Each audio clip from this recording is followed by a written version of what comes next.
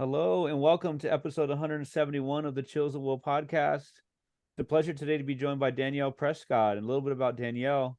She's an author, content creator, and journalist. She's also a 15-year veteran of the beauty and fashion industry and a graduate of NYU's Gallatin School of Individualized Study. A lifelong fashion obsessive, she was most recently the style director of BET.com.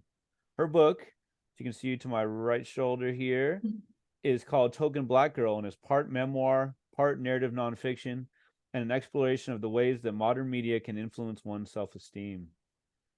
Danielle, thanks so much for joining me today. How are you? I'm good. How are you? Good, thanks. I hope I did okay on the intro. Anything you want to add about the bio? No, absolutely. Yeah, it's perfect. Like I said, it's great to have you, and kind of swimming in the book, just haven't finished it today. Oh, wow. And I had high expectations, and it was even better than I thought. Just a lot to talk about, so I'm looking forward to getting into it. Yeah. The book is obviously like it says here in the intro, in the bio, excuse me, is part memoir. So, but it doesn't cover everything in your life. So, and you do talk about it in the book, but I wonder about like your early relationship with the written word. Like, was it a print-rich environment at home? Were you like the kid who's always going to the library and picking up 10 books? Like, what was that Mhm. like? And then, what kind of things were you reading? Yes, I loved books. My mom was a kindergarten teacher before she was a stay-at-home mom. Ah, So she spent a lot of time like teaching us how to read and like hmm, reading to us. So before I even enrolled in preschool, like I could already read. hmm, And I think I put this in the book. Yeah, I did. So then when we're going through like the school environment, they don't like do skipping grades anymore. Like this was the hmm. 90s. So they would just take me out for certain classes and put me in Okay. the older kids class. So like in the third grade, I like went to the sixth grade for reading. Hmm. I was always like 3 grades ahead or whatever. And and so I would read a lot all the time. Mhm. And I used to spend like my birthday money on books. Like when I would go, like would be like, can you please take me to Borders? Can you please take me to Mhm. Barnes and Noble? Borders, what is that? Not around Right. anymore, I don't think, unfortunately. I Dang don't it. think so. I Mm. loved it though. I love the Mhm. experience of going to the bookstore. I love being able to select my books. Mm. My parents built me a custom bookshelf in my childhood bedroom. Yeah. And it was always overflowing with how many books I had. And so I felt very lucky to be able to write a book. Mm. Yeah. Yeah. Yeah, Mhm. we'll talk about the specifics of the book a little bit later, but like what does it feel like to see your name on a book jacket?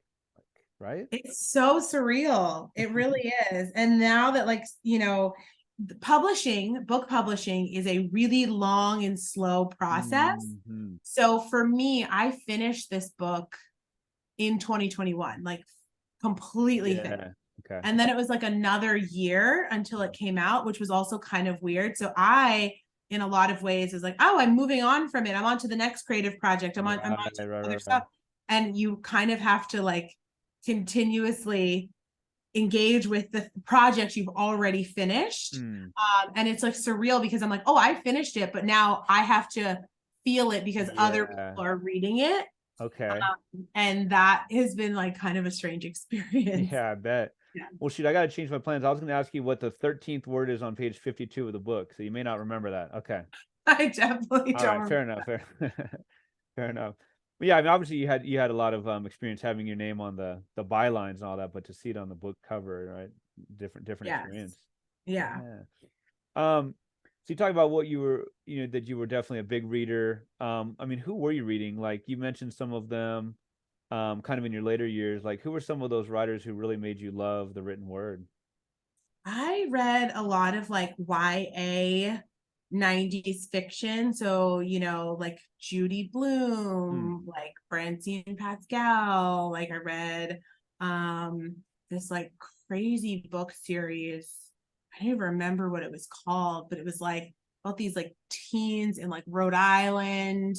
I read a lot of VC Andrews, like Okay. anything that was like a lot because I was always seeking more of the thing that I liked. So, Mhm. after VC Andrews died, a lot of people like published her books under her name. So it was like they were always available. So I really liked series and things that were always available. I got introduced to Harry Potter when I was like 10. So I started reading those books. You know, and then of course, like all the classics that you have to read that are part of your like normal curriculum. But yeah, I spent a lot of time like seeking out. I think most of my stories were about like girlhood experiences. Because I think as a kid, I was just kind of confused a lot, and I was looking for outlets and touchstones to relate to. Well, I appreciate that. And you're talking about like Harry Potter and VC Andrews. I'm not extremely familiar with VC Andrews, but I was reading recently, you know, I mean, this idea of like, not, I guess, revisionist history in some ways. I mean, obviously, J.K. Rowling has come out as extremely problematic, and VC Andrews a lot, you know, with like depictions of people who are not white, in many ways, right? So I wonder, like, I mean, do you look back kind of now, like, oh man, like, what was I like? I wish I wouldn't have read that, or something where, you know, that was the age you were at, and you've learned what not to take in and what to take in. I don't know. How do you kind of see that in reverse? Yeah. You know, I think I always had enjoyable experiences reading, but I think one of the unfortunate things, and this is still an issue in publishing even today, is that there just isn't enough representation. And when authors who are non-white come to the table, Tracee Ellis Ross talked about this when she was on LeBron James's show. And Tracee Ellis Ross has all the privilege in the world. She's Diana Ross's daughter. She is, you know, the Nepo baby, if you really want to like put a label on it. But she was saying that when she has creative projects and they're primarily geared towards a Black audience, she first has to convince people that people will watch and they will engage, and like why this project is worth it. And that is so much labor before she has even gotten to do the work that she wants to do. It's like so much convincing. And I do feel like that is kind of part of the hurdle in publishing, and that like maybe like not a lot of people have the stamina to take it on because it really is challenging. And certainly when I was a child, like these books were just, you know, we didn't have Google yet, like that in the sophisticated way that we do now. So it wasn't like I could Google books for me, you know. I have a friend now, she's 18 and a freshman at Harvard. Her name's Marley. When she was 10 years old, she started this organization called 100 Black Girl Books, and it became a movement because she said, all of the books for me are about white boys and their dogs. That's who everyone's telling me I should read. Right. And so where are books where I can see myself? And it really is so wonderful that she had Instagram, Twitter, YouTube, all of these outlets to like reach people and speak to people. And like, it really worked. And she ended up finding 100 Black Girl Books. And then that proved to publishers, like all sometimes these corporations need is proof of concept. And so that proved to publishers, like, yes, there is an audience for this. People do want this content. We should be making it. But that was like 8 years ago. Yeah. That's not even that long ago. Sure. Right. No, of course not. Right. Yeah. Oh man. So, you know, put that in the show notes. So Marley, last name or easy way to find that? Diaz. D-I-A-S. Yeah. Okay, cool. That's so awesome. So you said she's at Harvard, 18. She is, yes. Man, she's going to change the world. Yeah. Right. Great for her. 17 more years so she can become president. All right, cool. Yeah. Four more election cycles, maybe. So I'm wondering about, you said that term used as proof of concept. Is that like, it sounds like an industry term. Is that like a lawyer would use precedent, that kind of thing? Yeah, I would say so. It's like, you know, everyone is trying to make money. And so they want proof that an endeavor is going to ultimately be profitable before they spend time dedicating resources to making this thing happen. And so unfortunately, part of the racist assumption is that like, oh, Black people don't want to read. They're not going to find these books. Like, and it's like, well, if they don't have them, they're of course not going to find them. But that like, it's a kind of like a chicken egg situation. It's like, okay, well, what comes first? Like, how do we get readers if we're not making content that speaks to them? how do we get an audience if we're not creating things for them to look at? Mm. Yeah, it seems like the idea of like, I mean, and you mentioned a lot of similar examples in the book, like damned if you do, damned if you don't. Like, there'll be a show like that champions Latino, Latinx representation, and if the show doesn't do well for a million different reasons, it's kind of like, well, we gave it a try, Mm-hmm. right? Mm-hmm. And and then it becomes like a blame game, like, well, why didn't Latinos come out to watch it? Well, maybe they didn't know about it, or like, and it's just one, obviously such a slim margin of error kind of thing, right? Absolutely. But also one of the consistent things that is problematic for people of color who are creatives is that they need white audiences to engage with their work.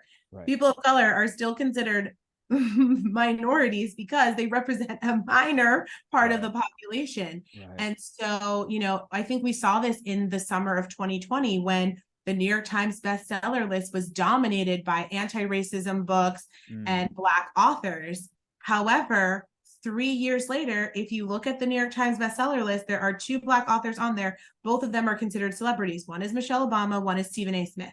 No Black fiction writers, no other Black nonfiction writers. Right. That's it. And it's because the white audiences are no longer engaging with these books anymore. And it's like, there's no way to get on that list without engaging the white audience. Oh man, that makes a lot of sense. And I mean, you make great points about it. Unfortunately, they're true points. Especially towards the end of the book about like you said, like when you worked at BET.com, and that there were a lot of great things about it, you said, but it's also like you felt like you were kind of put into a niche. Is that safe to say? Like with the quote unquote mainstream, you weren't getting the same invites you'd gotten when you were at Elle and Style and all of that, right? And so this need to get the quote unquote mainstream audiences. And then I forgot where I was going with that point, but we'll come back to it maybe. But so rewinding a little bit, so you getting into writing, you getting into publishing and fashion, which obviously all go together. I guess kind of which one came first? I mean, was it like, man, I love fashion so much, I want to find a place to write about it, to share about it, or was it like, I love writing, oh, fashion's a great thing to write about? It was mostly that I loved writing and I loved magazines, and I did not know as a magazine reader that there were other things that went into the magazine besides the words. Like I didn't know like how the photos came together. I didn't know how anything worked. And then when I got an internship at a magazine, that was the first time I saw that there were many different departments and people responsible for different jobs that helped the magazine get published, and that the words were not the only thing that went into it. So I spent my first summer that I interned, I was working in the features department, but they would give me all these tasks to do, which now I recognize as busy work, but I wanted to prove that I was like enthusiastic and good. So I would finish all that work fast. And so then I'd be like, do you have anything else for me to do? Is there? And like, they'd be like, no, like you did everything. So then I started helping out in the fashion closet because they always seemed to need help and need bodies. And so I was like, okay, like this is an easy thing for me to do. And that helped me transition into working in fashion. The book's intro is you at 15 years old in the early 2000s, and it's you really talking about, and it was only 20 years ago. It makes us feel a little old, right? But only 20 years ago, 2003, but it really was such a different world, right? Where people actually like bought magazines. Oh yeah. Right? Like the magazines versus digital. And right, I mean you know better than I do. Like a lot of companies were like, digital, like that's like so new wave, and like, come on, like, and obviously now the dinosaurs are the one, But you wrote about the very like expansion cover. I learned a lot of terms. Like I feel like I know what that means. Like I obviously know what expansion means, but like almost like a fold out cover. Yeah. Right. And you write about like basically the erasure of Black women faces, and Raven Simone was featured, but maybe not featured in the. I guess she was inside the expansion cover, right? Yes. If you're looking at it, you would see. Shoot, who was it in those days? Was that like Hilary Duff? Like, yeah, it was Hilary Duff, Mandy Moore, both Olsen twins. Okay. Someone else blonde. I can't remember. And then on the underside, which is Mm-hmm. folded in, Mm. you unfold it, and it's Raven Simone, Alexis Bledel, Lindsay Lohan, who is Alexis Bledel is a white passing Latina. Mm. So that's also her erasure. Right. And absolutely zero Asian women. I mean, a picture's worth 1,000 words, right? I mean, you talk about like you literally can't see the women of color on the cover unless you unfold it and such, right? Oh Mm-hmm. man, and I don't know that I don't know you don't necessarily link that to Raven Simone, but you go as the book goes in a little bit further, you kind of define the cover, the title. Mm-hmm. You write about like the token black girl is quote unquote is like can be seen as non-threatening, can be a cover against racism, like that. The cringy is not even cringy is an understatement. The cringy idea of like, oh, my black friend, right? Mm-hmm. And you write really well about like the token black girl in TV and in movies, and the background and sidekick and all of that. And I mean, you have some bars in here for sure. You have some poetic writing. One of the lines is quote, "The indoctrination was subtle and absolute." And I think I read that twice, just the word absolute. Like, what do you mean by the indoctrination, and how it was so subtle and absolute? Well, I think that pretty much refers to the need to assimilate. A lot of people think that assimilation is a choice, and I think of it as a survival mechanism Mm. for people of color who were never safe to be themselves or to explore what that their self might be before they are forced to kind of defer to white supremacy. And Mm. so that's what I mean by the indoctrination into it. It's like before I even had a chance to kind of explore certain things, those things were already told to me as like, this is not right. Don't do that. It's not professional, or that's not appropriate, or whatever it is. Before you even have the opportunity to think about those things, or to decide whether or not it feels natural to you, it's like, nope, you have to be like this. Mm. There's no other choice. These are the rules. And Mm. of course, the rules are usually dictated by white supremacy. Hmm. Well, there's a line from the Robert Frost poem, the famous Two Roads Diverge in a Wood, and it's something about knowing how way leads on to way. And right, you talk about, right? I mean, that you're saying that once you're forced to become a certain way, like it's tough to get out of that, right? I mean, I'm oversimplifying it, but just like the way that like you talk about not being a choice, and that those are the people we become as the years go on and on and on, right?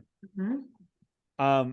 Thank you for that explanation. And so another quote from the book is quote, "I would beat racism by becoming beautiful." Your epigraph, I'm a huge fan of epigraphs. Your epigraph was from Malcolm X, and it's basically like, "Who taught you to hate?" And I don't think he necessarily gives an answer, but obviously the rhetorical question, the answer is white supremacy, taught you to hate yourself, right? And to Mm-hmm. look and all of that. So I wonder about ideas of when you were growing up about just racism, subtle or not, and the ways that you were limited, but just like how I'm just gonna beat that by Yeah. being beautiful, by being the best writer, by being the best Mm-hmm. fashionista, fashion writer, all the above. Mm-hmm. I think it's a pretty naive concept, because there is nothing that you can do to outrun racism. There's no clothes you can wear. There's no way you can do your hair. There's no way you can speak. There's no way you can look that will help you, that will keep you safe from racism. Like, there's nothing. Mm. And so the thought that you could do that as a pathway to acceptance is just like, it's really childish, right? Because it assumes that the world will organize itself around you doing the quote unquote right thing. Mm. But the quote unquote right thing does not matter, Mm. especially when it comes to being Black in America. So there's really no way to win. And in my opinion, the best thing to do is to educate other people so that they understand that Blackness is not a monolith, that like every way of being Black is a good way or an Mm. acceptable way, and just as valid as every way of being white. Mm. Yeah. Thank you so much for that. Um, I mean, on so many occasions in the book, you just reminder of like how history is not never past. History is not that old. You talk about like living in Westchester County. Like, Mhm. is that like Scarsdale, or am I thinking of a different? Like, I don't know exactly. Yeah, Scarsdale is in Westchester. Yep. Okay, and is that like Yonkers and? Yep. Yonkers in Westchester. Yep. Okay, so it's like it's a little bit outside of New York City. Is that safe to Yeah. say? Hmm. Yeah. So just the idea of like you write about how even the idea of hometown is kind of a strange concept. But you were in many ways isolated from like the big city, Hmm. but and by your by your family, by your loving family. I say insulated with, I think, has a nicer connotation than isolated, right? Hmm. But you just write about even like your grandpa and the experiences he had with racism, and much more toxic in your face racism, and just a reminder like history is not that long ago. You like you talked about with the girl and her list, 8 years ago was not that long. No, Just yeah. I different. That's dedicated mm, my book to both my grandparents, yeah. because my grandfather in particular did a lot of work in trying to educate my sister and I about his experiences. He was an engineer, Hmm. and he worked in the White House, and there's like photos of him with his coworkers who are all Wow. white, and he's the only black one. And I'm like, oh my Wow. gosh, how crazy that we were having the same experience. Mm, Um, and I just was very shut down as a child, though. I just did not want to hear or receive that. And I think this happens to a lot of kids. They're like, well, it's so different for me. And I also think that problematically what happens in schools is they set up racism as this dichotomy between niceness and meanness. And mm, if you're racist, you're mean. And if mm, you're not racist, you're nice. So I'm mm, like, well, everyone at school is nice to me. So there's no racism, right? And it's very limiting. And I mean, I see it all the time. During Black History Month on TikTok, there was like a lot of parents like having their kids like recount what they learned at school. And they were saying, well, they didn't like Dr. King because he wanted everyone to be nice to each other. And I was like, it's so much like I'm not a childhood education expert, but I'm mhm, like, it's so much more complex than that. And if we never get past this nice, mean mhm, um paradigm, like we're never going to like actually be able to explain to children like what was happening. And so mhm, I think I had a limited understanding of that. And then my grandma, because we had like a little book club, just the two of us, where she would read mm. all these like creepy YA books that I was reading. Never complain. Gotta love grandma for that. Yeah. Yeah. um I wonder maybe what kind of, maybe you don't know what kind of like mental calculus like your grandparents or your parents did to like, you know, the scariness of the world, especially a racist world, but like, just letting you be a kid, and then like, but also being realistic with you about the world. I think it's a very difficult line, I think, for any parent. I think a lot of people were asking me if I blamed my parent, if I was angry at them for sending me to prep school.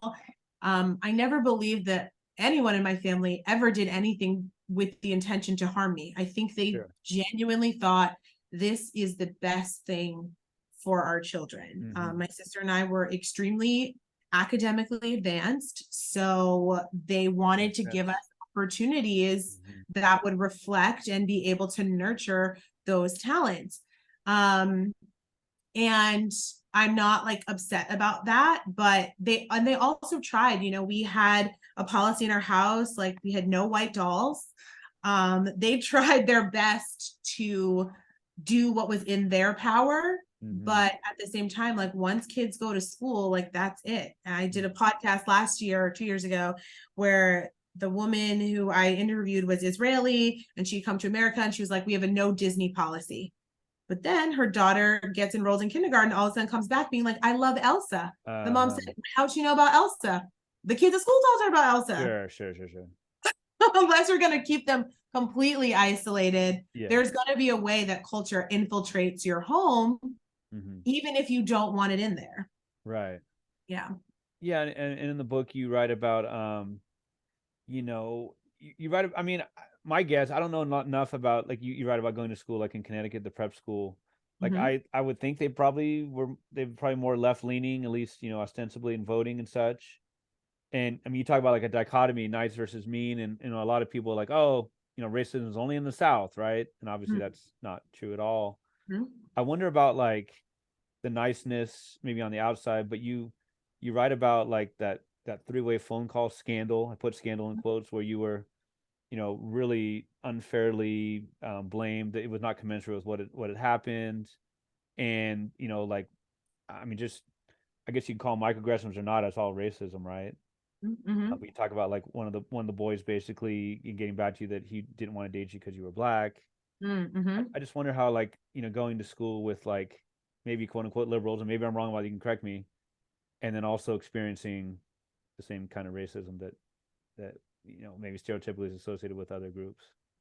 Yeah, I think that for the most part, the messaging that I was taught is that, we don't talk about politics, we don't talk about anything controversial, we don't bring that stuff up. So anything that is uncomfortable doesn't get spoken about because it's impolite. And so yeah, I mean, I was in high school in the Bush years. It was a mix. I think, we couldn't vote, but it was a mix. And yeah, it was like those things just like don't get brought to the forefront ever. Like, you're just not supposed to talk about them. The quote unquote colorblind society, maybe, huh? Yeah. Like, let's not, if we don't talk about it, it's not an issue.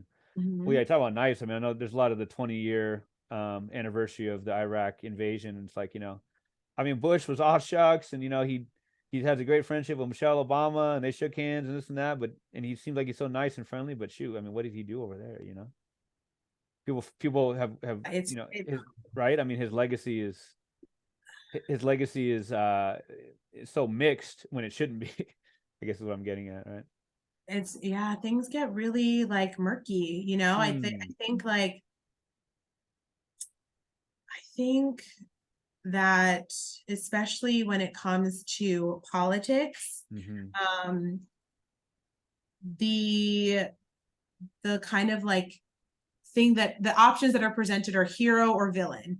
And like, not that you like, everyone has the capacity to be both at any given time, but you have to like kind of choose. And I think that like a lot of historical figures are coming under fire for a lot of different reasons. It's like, hey, why are all these people on the money? Like, what? They're horrible. Like, why do we have to look at Andrew Jackson every day? Like, I mean, that's insane to me. Oh, literally on the money. Yeah. On the money. Like, that's crazy. So I'm like, the way that, we kind of like minimize quote unquote the bad to emphasize the good. And like, yeah, just because someone had a job doesn't automatically make them good.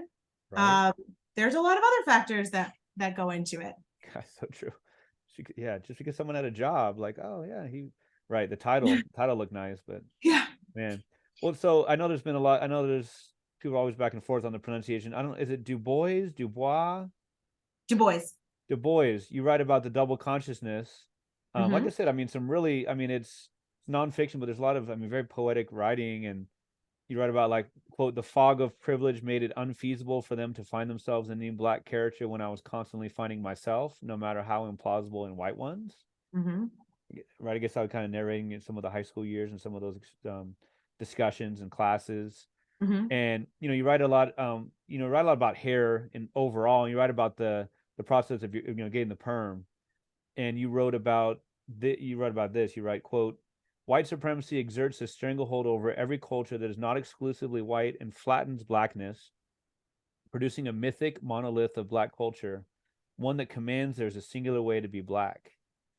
And so I would have to think that in that way, I mean, Token Black Girl is the title, like, being that you're one of the few, one of the only, maybe in some classes that you felt like so much pressure on you. Oh yeah.